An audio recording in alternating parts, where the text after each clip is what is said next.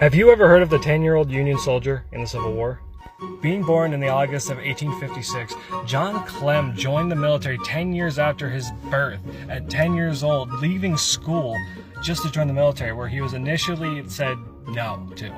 And then they allowed him into the 22nd Michigan Infantry as a drummer boy and a mascot.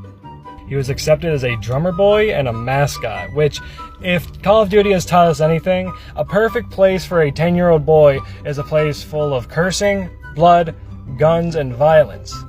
Of course, though, being a drummer boy wasn't enough for Clem, as when he reached the age of 12, they allowed him to join as a soldier. And while grown men were shitting themselves and getting killed in combat, this boy here was making names for himself, getting literal nicknames like Johnny Shiloh and the drummer of Chickamauga, just from being a badass.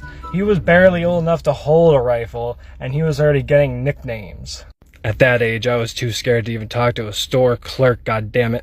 And if this wasn't enough, Clem quite literally had killed a Confederate colonel after the colonel spotted him yelling something like, "You better give up," or "You damned old little bastard." Then he shot and killed him. And then was promoted to sergeant. A 12-year-old. So after the Civil War, of course, John didn't leave the military. He stayed in the military until 1915 when he retired. And then he died in 1936 in San Antonio, Texas. But goddamn did he live a really cool life. He was the youngest soldier in the Civil War. He survived the Civil War. And he killed a colonel and became a sergeant at 12! It's pretty badass.